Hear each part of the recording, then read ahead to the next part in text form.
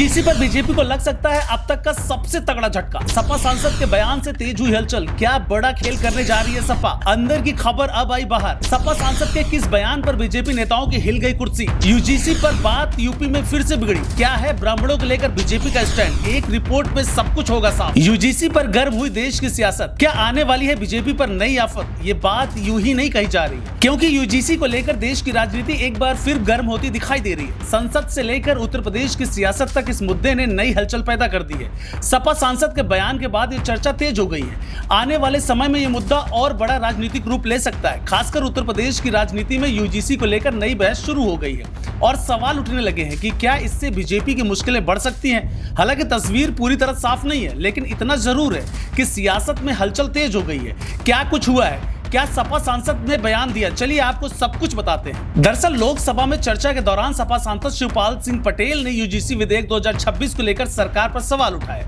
उन्होंने दावा किया कि ये विधेयक केवल वोट हासिल करने के उद्देश्य से लाया गया था और सरकार अब इसे ठंडे बस्ते में डालने की तैयारी कर रही है। उन्होंने ये भी कहा कि सरकार इस विधेयक का न्यायालय में सही तरीके से बचाव भी नहीं कर पा रही है।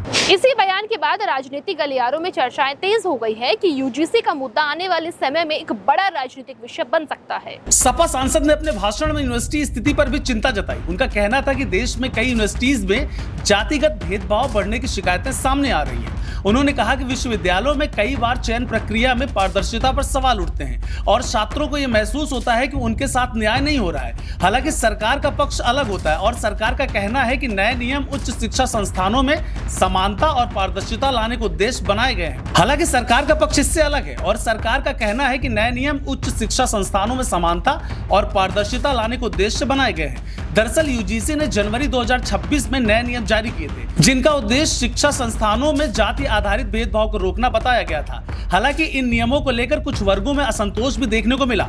खासकर जनरल कैटेगरी के कुछ छात्रों ने कहा कि नए नियम से उन्हें गलत तरीके से आरोपों का सामना करना पड़ सकता है। इसी वजह से इस मुद्दे का वो विरोध कर रहे हैं। मामला सुप्रीम कोर्ट तक पहुंचा और अदालत ने सरकार से कुछ बिंदुओं पर स्पष्टीकरण भी मांगा है और इसी वजह से विषय राजनीति और न्यायपालिका दोनों जगह में चर्चा में रहा। उत्तर प्रदेश की राजनीति में यह मुद्दा इसलिए भी अहम हो गया है क्योंकि हाल के महीनों में सपा ने ब्राह्मण समाज को लेकर सक्रियता बढ़ाई। माघ मेले के दौरान शंकराचार्य अभिमुक्तेश्वरानंद से जुड़ी घटना के बाद ये चर्चा तेज हो गई थी कि ब्राह्मण समाज में कुछ नाराजगी है। इसके साथ ही विधानसभा में परशुराम जयंती पर अवकाश की मांग को लेकर भी बयान सामने आए। इस घटनाओं के बाद सपा के कई नेताओं ने ब्राह्मण समाज से जुड़े मुद्दों को उठाना शुरू किया। राजनीतिक विश्लेषकों का मानना है कि सपा अब अपने पारंपरिक समीकरण के साथ नए सामाजिक समीकरण बनाने की कोशिश कर रही है। पहले पार्टी की राजनीतिक मुस्लिम और यादव वोट के इर्द गिर्द मानी जाती थी, लेकिन अब पीडीए यानी पिछड़ा दलित और अल्पसंख्यक के साथ सवर्ण समाज को भी जोड़ने की कोशिश दिखाई दे रही है। हालांकि ये रणनीति कितनी सफल होती है ये आने वाले चुनावों में ही साफ हो जाएगा। फिलहाल इतना जरूर है कि यूजीसी का मुद्दा एक बार फिर राजनीतिक बहस का हिस्सा बन गया है। संसद में दिए गए बयान के बाद उत्तर प्रदेश की राजनीति में भी हलचल बढ़ गई है। आने वाले समय में यह देखना दिलचस्प होगा कि ये मुद्दा कितना और आगे बढ़ता है और क्या इससे राजनीतिक समीकरणों में कोई बड़ा बदलाव देखने को मिलेगा या फिर नहीं।